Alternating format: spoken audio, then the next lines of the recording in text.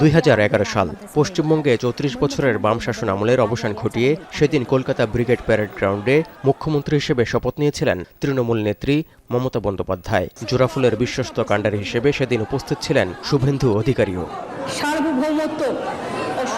রাজনীতির অদ্ভুত খেলায় 15 বছর পর আজকের চিত্র একেবারেই উল্টো। ব্রিগেড প্যারেড গ্রাউন্ডে মমতা নেই, আছেন শুভেন্দু অধিকারী। জোড়াফুল নয়, বিধানসভা নির্বাচনে পশ্চিমবঙ্গে পদ্মফুল ফুটিয়ে শপথ নিলেন মুখ্যমন্ত্রী হিসেবে। অথচ একটা সময় মমতা বন্দ্যোপাধ্যায়কে দিদি ডেকে মঞ্চে গলা ফাটাতেন শুভেন্দু অধিকারী। তৃণমূল কংগ্রেস জিন্দাবাদ, জননেত্রী মমতা ব্যানার্জি জিন্দাবাদ। তৃণমূলের অন্দরে এমন কি ঘটেছিল যার কারণে মমতার ঘনিষ্ঠ মিত্র থেকে শক্ত প্রতিদ্বন্দ্বী হয়ে উঠেছিলেন শুভেন্দু? ফলে এবারের নির্বাচনে বিজেপির কাছে ক্ষমতার মসনদ হারানোর মধ্য দিয়ে কঠিন পরিণতি ভোগ করতে হলো তৃণমূলকে। এক্ষেত্রে অনেকেই বলছেন, ভাইপো অভিষেক বন্দ্যোপাধ্যায়ের পরামর্শে দল চালানোই মমতার নিয়তি হয়ে উঠেছিলেন শুভেন্দু।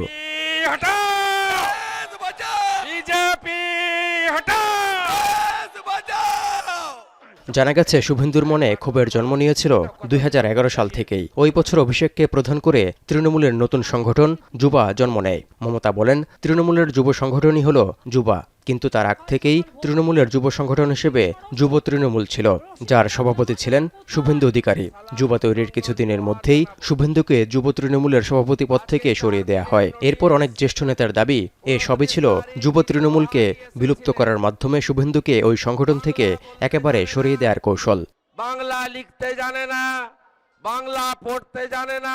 এরপর 2014 সালের লোকসভা নির্বাচনে অনেক জ্যেষ্ঠ নেতার কথা না শুনে ভাইপো অভিষেককে ডায়মন্ড হারবার থেকে নির্বাচন করার টিকিট দেন মমতা। 2015 সালে শুভেন্দুর জেলা পূর্ব মেদিনীপুরের চণ্ডীপুরের সভায় এক শ্রোতার চর খেতে হয়েছিল অভিষেককে। শুভেন্দুই ওই কাজ করিয়েছিলেন বলে তখন দাবিও করেছিল অভিষেকের যুবা শিবির, যদিও তার কোনো প্রমাণ মেলেনি। তবে ওই ঘটনা যে তিক্ততা কয়েকগুণ বাড়িয়েছিল তাতে কোনো সন্দেহ নেই। সম্পর্কের টানাপোড়েন থাকলেও 2019 সাল পর্যন্ত মমতার সঙ্গে সম্পর্ক টিকেছিল শুভেন্দু অধিকারীর।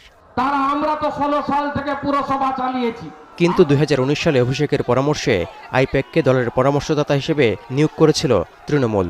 তখন শুরু হয় জেলাভিত্তিক পর্যবেক্ষক ব্যবস্থার সংস্কার। এতে জটিলতা আরও বেড়ে যায়, কারণ তখন শুভেন্দু ছিলেন জঙ্গলমহলের বেশ কয়েকটি জেলাসহ উত্তর দিনাজপুর, মালদহ এবং মুর্শিদাবাদের পর্যবেক্ষক। তৃণমূল পর্যবেক্ষক হিসেবে বাদ দেওয়ার পর 2020 সালের ডিসেম্বরে বিজেপিতে যোগ দেন শুভেন্দু।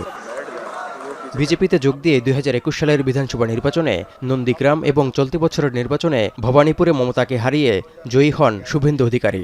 আজ থেকে শুভেন্দুর নেতৃত্বে পশ্চিমবঙ্গের ক্ষমতার মসনদ বিজেপির দখলে। এর মধ্য দিয়ে মমতার নিয়তিতে যোগ হল পরাজয়ের গ্লানি। আর এসব কিছুর জন্য অভিষেককেই কাঠগড়ায় দাঁড় করাচ্ছেন তৃণমূলের অনেক জ্যেষ্ঠ নেতা। তৌহিদুর রহমান, এখন বিশ্ব।